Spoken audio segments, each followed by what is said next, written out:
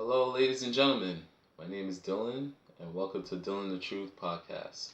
If you guys are new to this channel, I'd like for you guys to subscribe to the channel and also hit that like button.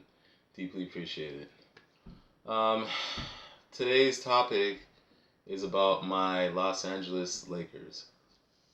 Um, the Lakers have been playing really well of late, but they did drop a couple of games back to back. One game was against Denver Nuggets. Um, they end up losing that game. I was at Denver. LeBron James didn't play. And the last game they lost was to the Dallas Mavericks in double or overtime. Um, I felt they gave themselves a chance to win, especially the game against Dallas, because it seemed like they had a strategy against Luka Doncic. They were blitzing him. So they would send a double team like really fast, and he would have no choice but to dish it out to another teammate. It was working effectively because he wasn't really doing much throughout the game. If you were really watching, don't let the stats fool you. Towards the end of the game, he wasn't really doing much besides those two big shots he hit in the end. I mean, Lakers had the game, but I just want to basically just give my take on where they are right now and how far I believe they could go if they continue to play the way they play. Currently, their record is 19-23, so they're 13th in the Western Conference. Um, yes, it does sound bad, but if you really look at it, the teams that's ahead of them, they're only like about maybe I believe it's like 2 games out of the seventh spot, and then maybe or the other way around. Maybe it's like 1 or 1.5 games out of the seventh spot and 2 games out of the sixth spot in the West. So it's not that far fetched that they could catch one of these teams and they could actually be in the playoff picture. But I believe if in order for them to do that, they have to be consistent. They have to be able to close out games, which they've been having problems doing of late because due to the fact that they're a poor 3 point shooting team. That's one. They're a pretty mediocre free throw shooting team. That's what hurt them, I think, the most because in crunch time, you're gonna get fouled a lot, and you need your guys to make these free throws because every point is important. It doesn't always have to be a home run where you guys are shooting 3 point shots. Um, I felt like they failed to execute close out games. I mean, they've had games where they should have won. I believe the Boston game, the Dallas Mavericks game, I believe the Philly game. They had a few of these games that they let slip. So if you think about it, if they had taken care of business late in those games, would be having a different conversation. The Lakers would be above 500 by now, but they're not. So they are where they are right now. As far as where they rank in the league, as far as points per game, they're ninth. They average like 116 points. That's pretty good because they're a fast break team. Um, I mean, they really love to push the ball, mainly due to Russell Westbrook because Russell Westbrook picks up the pace. Like as soon as he gets a ball, he wants to run to the other end and attack the basket. In rebounds, they're seventh, which is not too bad. You're top 10 in the rebounds, averaging 45.2 rebounds. I mean, I expect that because they're a pretty big team, so I don't understand why they can't be in the top 10 in rebounds. They're 15th in assists, averaging 25 assists. Middle of the pack. I believe they could be better. And then the opponent points per game. I mean, that is not good. I don't know where they rank, but they're probably bottom of the barrel as far as like defense. Like it's not that good. Their opponents are averaging 118 points. Like, that's not good. They need to, brush up on the defense. I believe they can. They do have the personnel to do it. But I mean, it just little miscues here and there. But I believe they will clean that up. Obviously, Anthony Davis has been hurt. I mean, remember before he got hurt, he was playing like a monster. Like, he was averaging some godly numbers. And I was like, man, he would be in the MVP conversation. But this tends to happen to him a lot, where when he gets into a rhythm, the injuries always hit him at the worst time. That's when the team is starting to gel and everybody's coming together.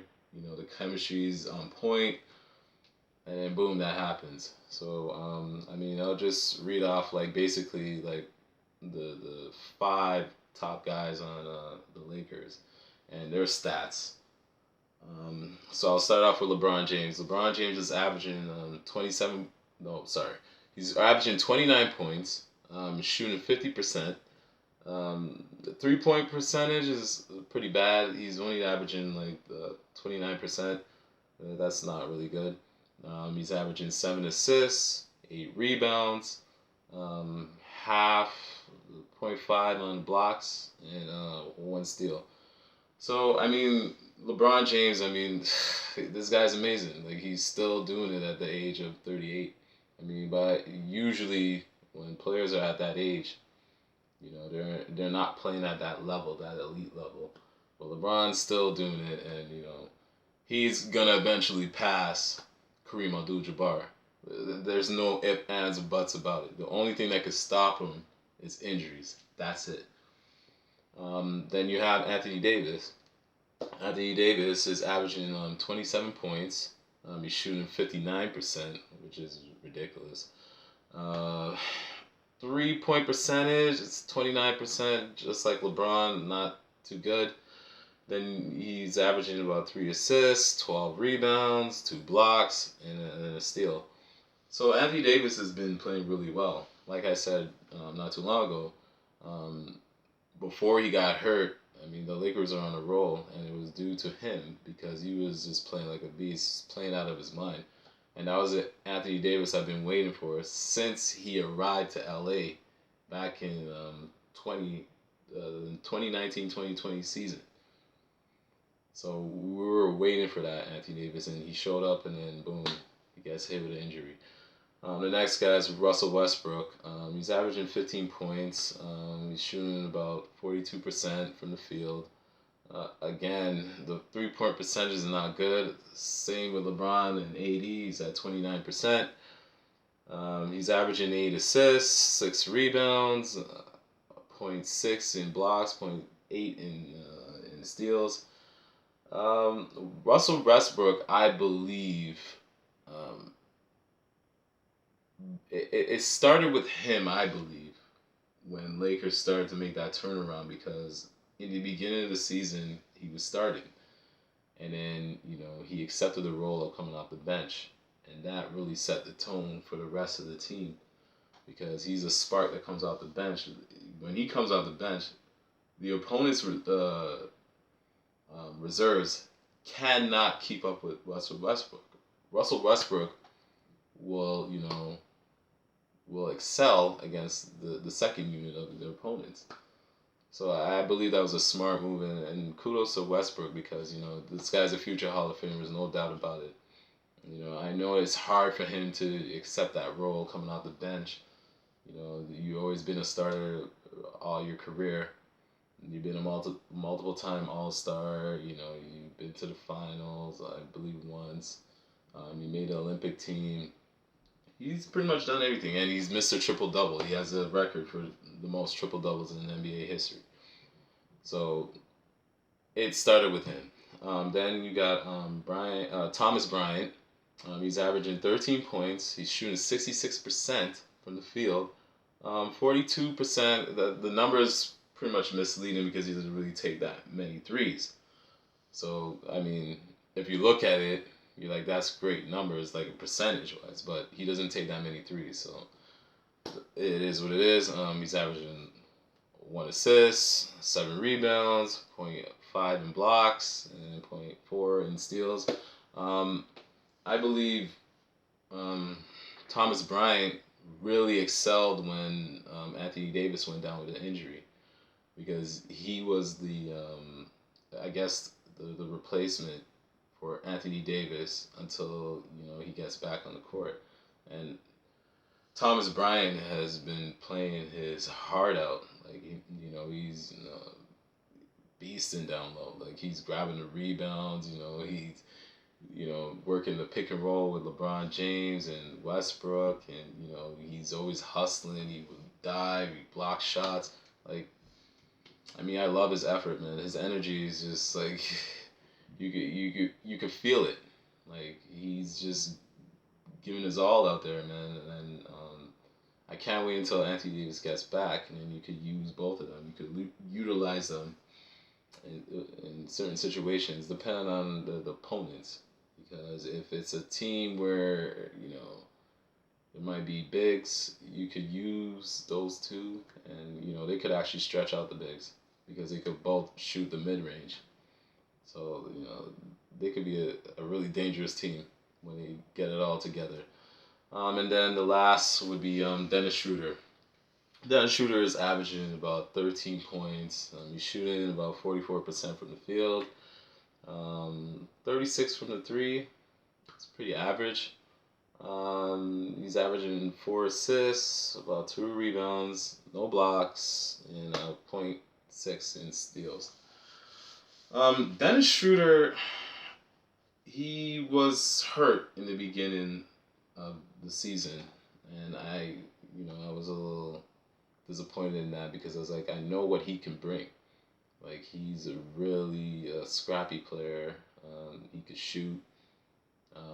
He could change the pace with his speed. I mean, like he's really fast. Like just to get to the basket, like it's not an issue for him. He does do well in the pick and rolls, and he could defend for point guard. I mean, he's a little on the small side as far as a guard, but he's basically everything you're looking for in a point guard. Like he's that dude. Like he could do pretty much all the things that you're looking for in a point guard. So I mean, do I believe Lakers could turn it around before the All Star break, which would be I believe the mid February? Yes, I do, because they're not too far behind, and I believe they could actually play way better than how they're playing right now. Don't let that record fool you. The 19 and 23, they're much better than what that record shows. I think everybody knows that, and I believe they will have it clicking once everybody's there, everybody's healthy. Like there's just too many of these injuries where it just hinders them from where they want to go. So until that happens, until everybody's on the floor, then we could truly see what this team is really capable of. I never give up on my team. Lakers, that's my squad. And I'm not just saying that just because it's my team. I just looking at it and, the way this team is built. Obviously, it's not the ideal team that I wanted. But for what they have right now, I still believe they could make the playoffs, and I still believe they can make some noise. To